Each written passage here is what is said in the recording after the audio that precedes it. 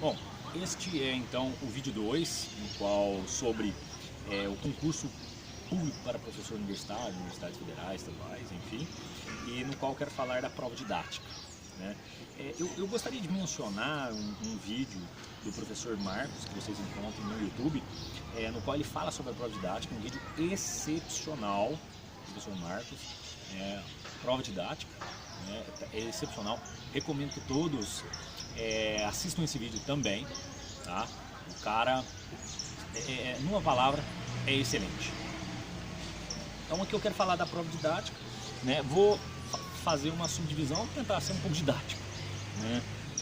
A prova didática, você precisa ter lido então aquele edital demais. Passada essa primeira etapa que você foi bem colocado, a prova escrita, você vai para outras. Uma delas é a prova didática. Bom, na prova didática você vai ter que fazer pelo menos duas grandes coisas: um plano de aula excelente e a própria aula desse plano também excelente. Para isso vou recomendar que você não copie de maneira nenhuma, copie um plano de aula já existente. De maneira nenhuma, de maneira nenhuma. O plano de aula ele precisa ser percebido pela banca como autoral. Autoral. Isso já vai lhe garantir um excelente plano de aula, metade dos seus pontos, né, para aprovação do concurso, né, numa ótima colocação. Então você precisa escrever bem esse plano, descrever bem, articular sobretudo esse plano a um projeto pedagógico da própria instituição ao qual você pretende se tornar professor. Então, vamos lá. A minha sugestão para que o seu plano de aula se torne excelente. Então, alguns itens, né? Item, cabeçalho, parece bobagem, coisa antiga, mas o cabeçalho é fundamental. Veja que no cabeçalho você vai ter o edital, a instituição e alguns itens que estão presentes no próprio edital. Abaixo, coloque o seu nome, é o candidato, não deixe de colocar o seu nome. A área do concurso, veja, a leitura do edital é fundamental. A área do concurso que você presta, não a sua área, tem algumas ligeiras diferenças. A disciplina a qual esse plano de aula está vinculado, o tema sorteado, tema ou ponto, a data, a duração da aula, os conteúdos abordados na aula, veja, desdobramento, público-alvo, é importante que você tenha um público-alvo e lembre-se de verificar no edital a possibilidade desse público-alvo, caso ali não esteja presente. Aqui ó, turista, turista é assim, né? Então, verifique se no edital está discriminado o público-alvo, caso não esteja, fuce, vasculhe, pesquise nos documentos oficiais da instituição, no departamento ao qual você pretende sua vaga, os pré-requisitos que a sua aula tem. Veja, tem aulas que têm pré-requisitos como conhecimento básico de elementos formulares da matemática, algo do tipo, né, ou da própria química. Então verifique isso, toda aula tem pré-requisito, não é um elemento isolado. Objetivos, faça uma divisão muito interessante, né, de geral e específico, e aqui eu vou atentar para o seguinte ponto: os objetivos específicos eles contemplam o próprio objetivo geral, ou seja, são passos para que se atinja um objetivo geral, e esse objetivo geral é desenvolvido nos alunos, não é de vocês, é o que vocês pretendem desenvolver nos alunos. Então, se atendem para esse detalhe, é fundamental isso, né? A metodologia a qual você pretende aplicar a aula, né? Existem diversas metodologias, fique à vontade, escolha uma dessas metodologias. Os recursos didáticos que a sua aula requisita, que a sua aula pretende utilizar, veja se esses recursos a instituição disponibiliza, se estão presentes no próprio edital. Não caia na falha de pedir algo que a instituição diz que não tem ou que você não sabe, ok? A verificação de aprendizagem é um item fundamental, porque é a própria avaliação que toda aula pede. Chama-se verificação de aprendizagem ou avaliação, né? Todos esses itens precisam ser muitíssimo bem discriminados, de acordo com a norma padrão da nossa língua. os referenciais teóricos e auxiliares, a bibliografia que você utilizou, né? Bom, talvez algo não tão importante, né? Assinatura do candidato, o dia, local dali do plano de aula, aplicação. Bom, como eu disse, esses itens precisam estar bem articulados uns com os outros, muito bem formulados no sentido sintático, lexical, morfológico. Então, se atente para tudo isso, já que metade de sua nota do plano de aula vai estar vinculada ao seu... Metade de sua aula didática está vinculada ao seu plano de aula, formulação desse plano de aula. Então, e é importante que você conheça minimamente, né, o projeto pedagógico da instituição de ensino a qual vocês pretendem se vincular. Não seja leviano de não fazê-lo, né? Então conheça. O próximo ponto aqui que eu quero agora falar, não mais do plano de aula, e sim da própria aula, né? Então dividir em dois momentos: o plano de aula, a própria aula. A aula é, de novo, a leitura integral do edital, para que você consiga respeitar o tempo estipulado para a aula do edital.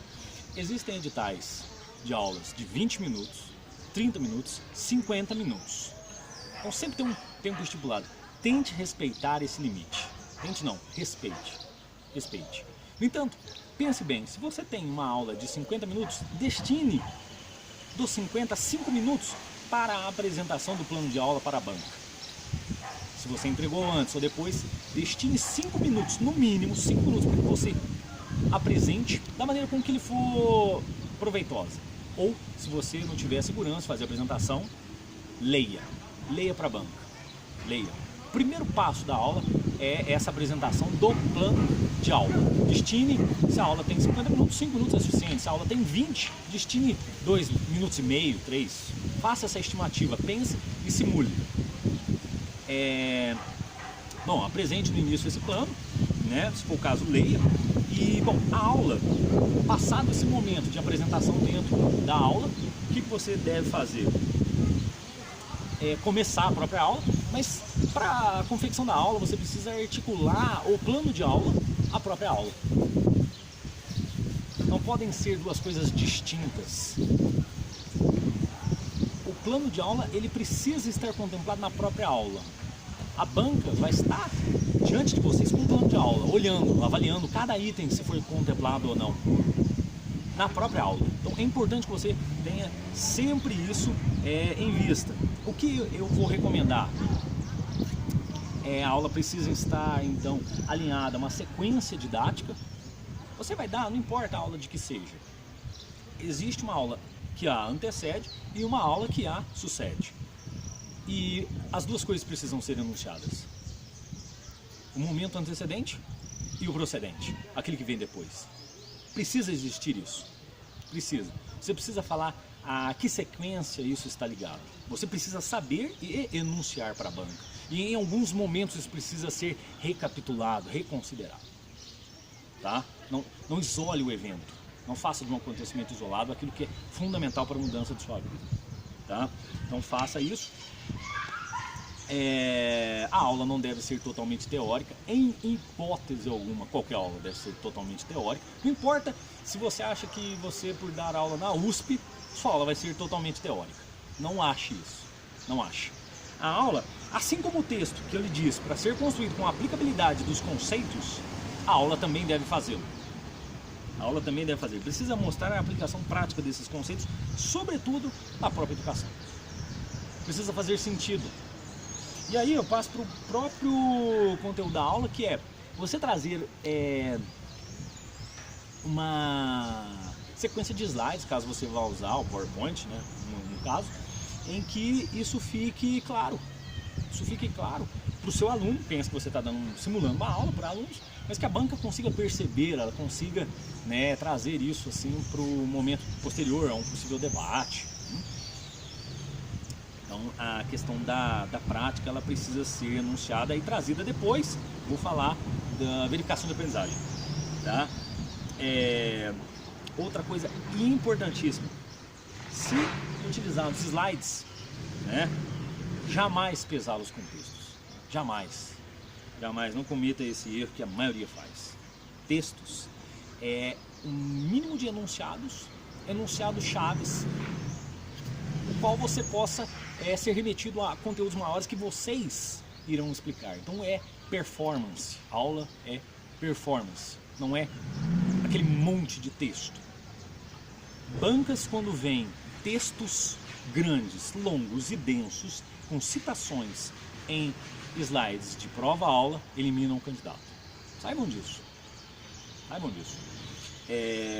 E com uma boa justificativa, é claro, né? O aluno pode pegar a bibliografia e ler. Você está ali para fazer isso.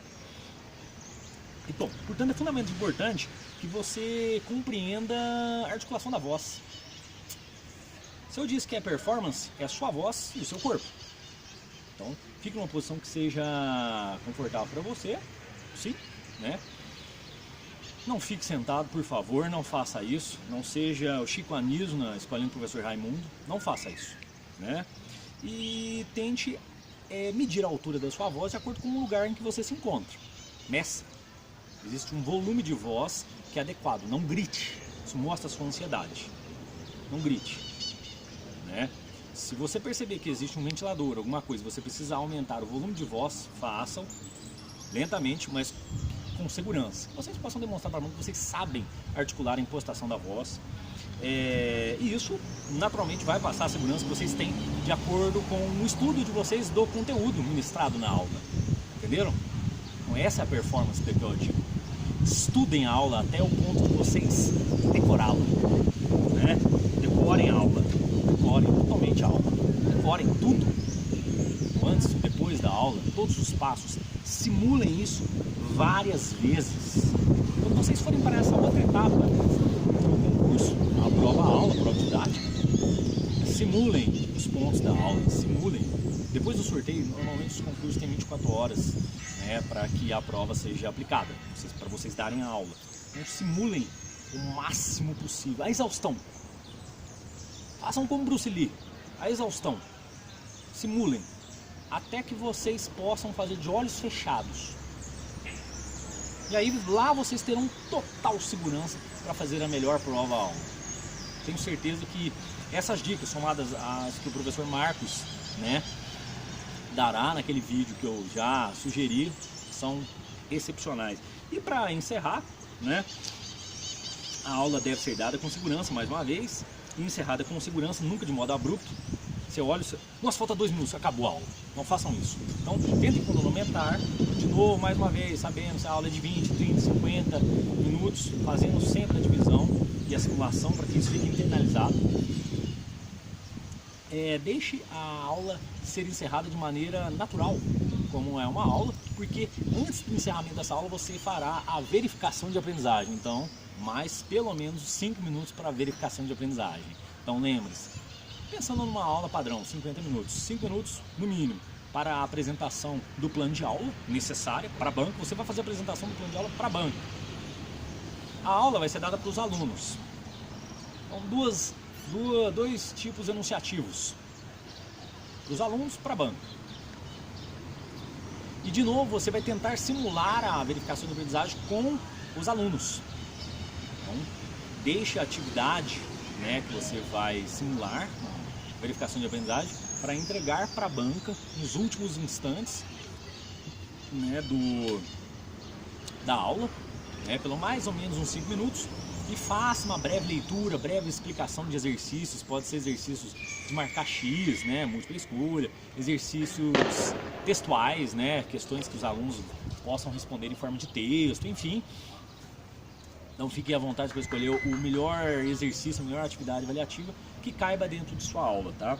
Então, é importante que você faça um encerramento natural para a aula, precisa existir então esse encerramento, e deixe lembretes para que uma próxima aula venha. Uma sequência, lembre-se da sequência que eu disse.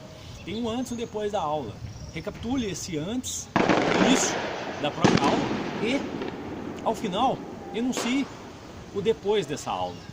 Ok? E deixe isso bem discriminado em seu plano de aula, ok? Uma excelente aula, um excelente concurso